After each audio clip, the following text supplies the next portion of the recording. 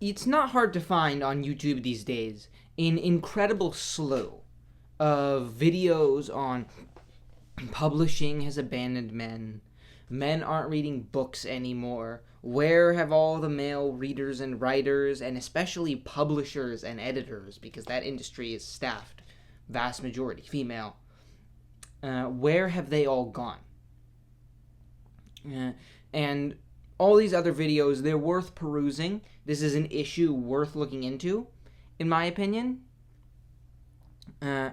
But in my opinion, an overlooked aspect, like a particular aspect, even with the good information that these videos give, is that the flourishing of romance in other genres has, in a way, kind of driven men out of the genres that were originally male. Pretty much anybody these days who mainly reads a genre other than romance, fantasy especially, is getting hit really hard by this lately. And thriller has been getting hit hard by it for already a pretty long time, to be honest. That, like, a lot of readers have mentioned it and complained about it, that everybody's falling in love. Everybody's having sex. A lot of people are having sex.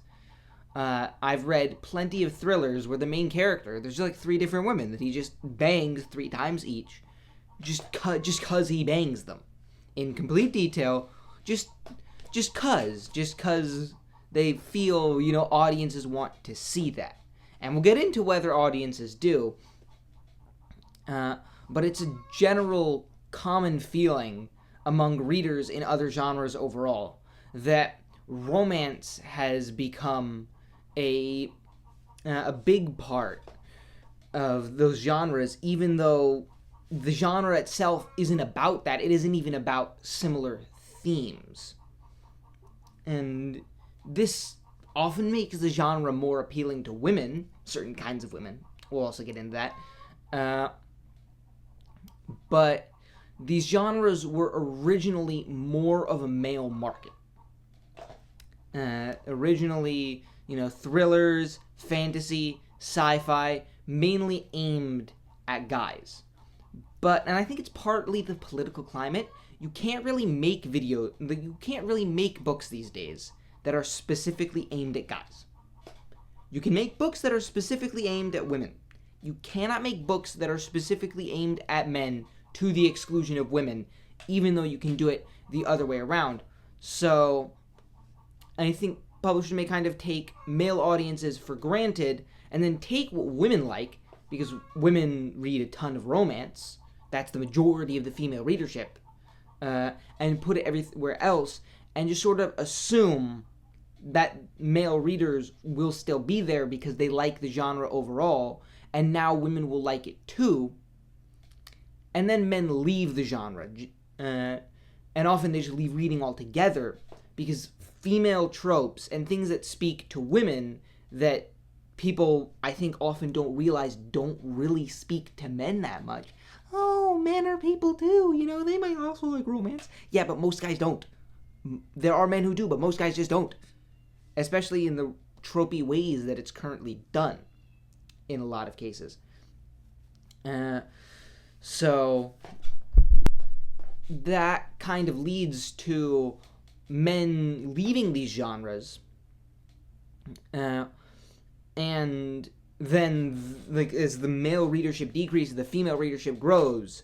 That kind of incentivizes people, like publishers, to market more so to the female audience rather than the male audience, which makes the male audience shrink, which means the bigger female percentage of the audience gets more attention. So at this point, publishing is mostly centered around women, but not all women.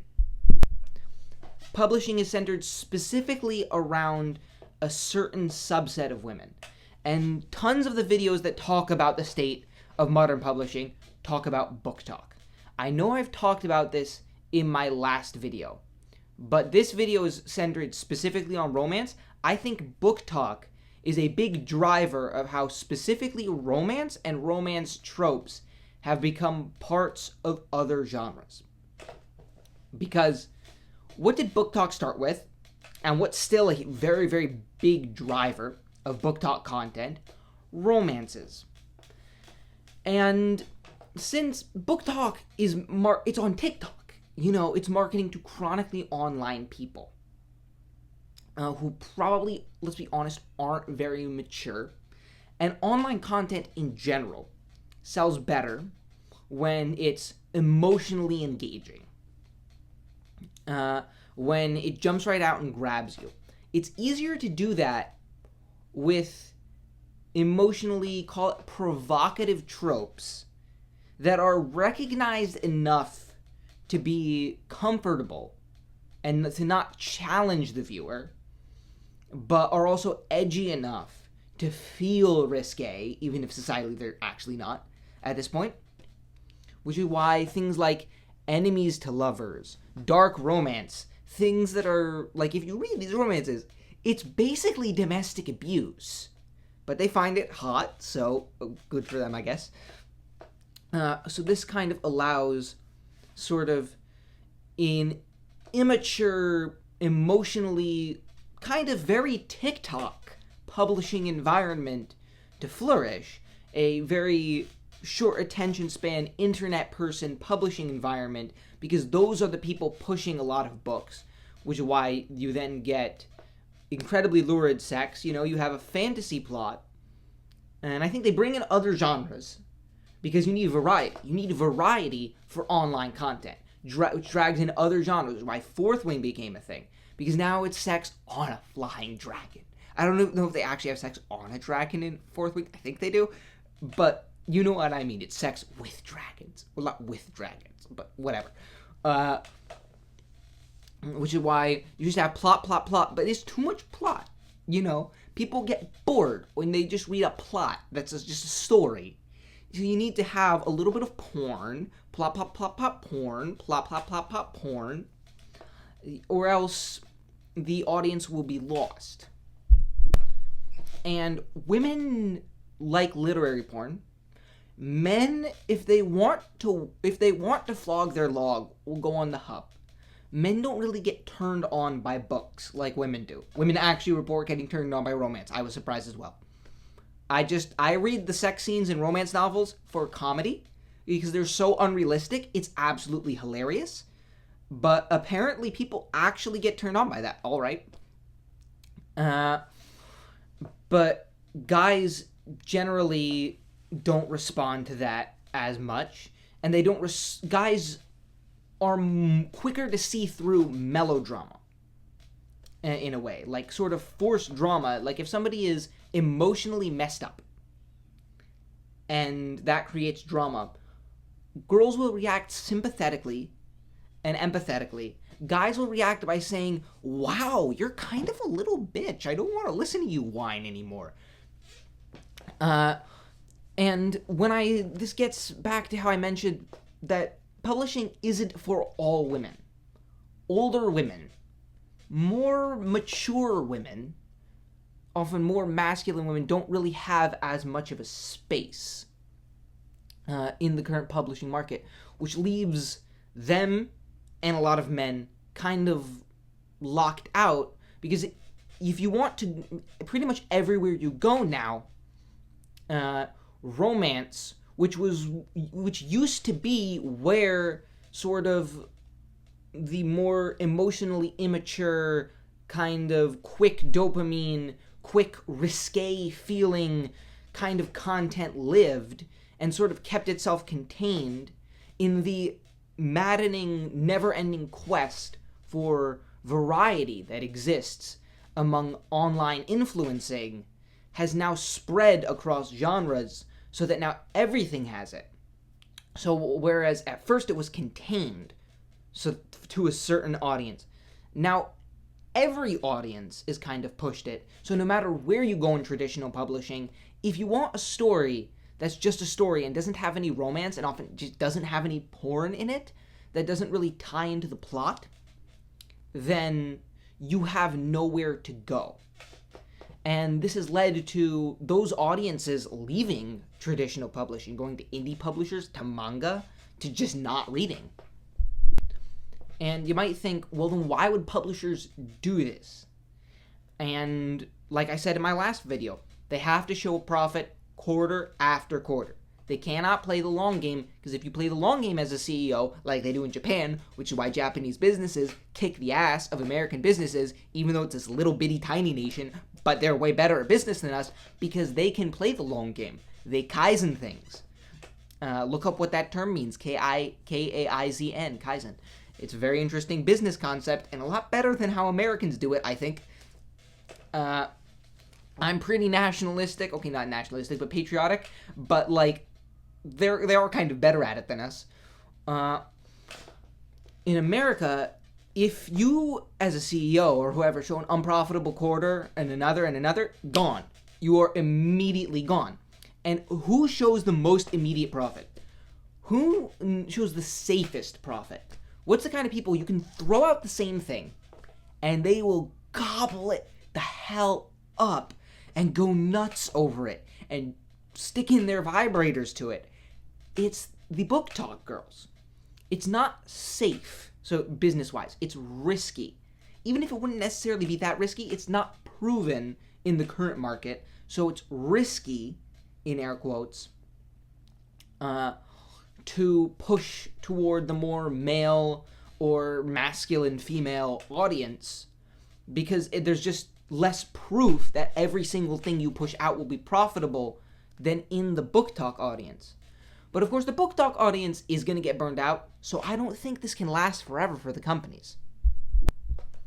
So this all begs the question, why care? Why does it matter whether... Oh, hi. Here's a cat.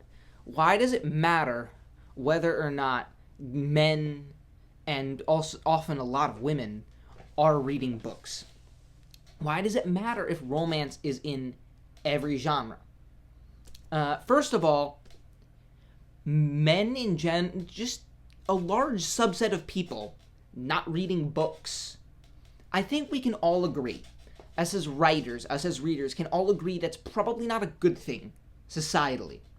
Especially, like, there is male culture and there is female culture. As much as people try to deny that that's a thing, men and women do bifurcate, naturally. They split apart. It just happens.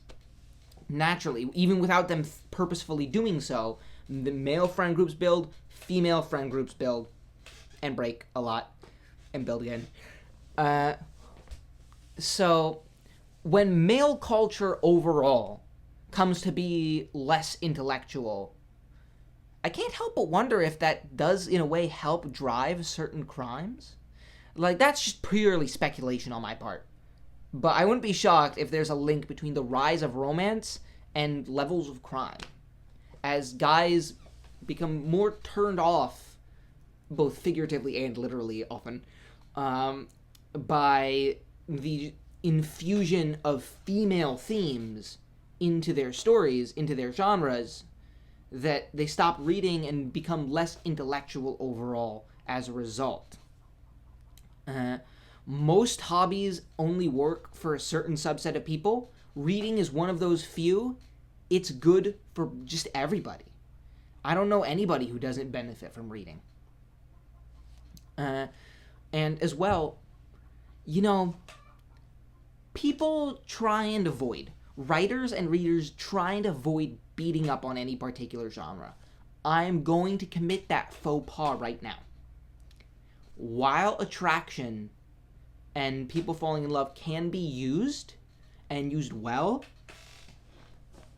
I don't think even in real life it's a good thing. And that's like, I could make an hour-long video detailing my personal position on romance in real life, but I think in general, signaling to readers, signaling to people that it doesn't matter what your responsibilities are. It doesn't matter what your life circumstances are. It doesn't matter why things don't work. Ignore it and let your heart decide. Essentially, that your emotional impulses can never be wrong, and that they can never lead you to make an incorrect decision, and the decisions that they lead you towards especially when picking who you're going to be with for the rest of your life, can never be a wrong decision. It's kind of naive and in a way deceptive. Like, that's real life demands a bit more maturity than that, and as we can see in a lot of BookTok people and a lot of people who are on TikTok in general, that standard of maturity is not being met. And I think these books kind of show to people that you don't have to meet that. And also it leads to a lot of homogeny as other genres lose what makes them that genre specifically, as more and more of it just becomes about people being in love, becomes about what makes the romance genre its genre. Which leads to a lot of homogeny in thought among readers.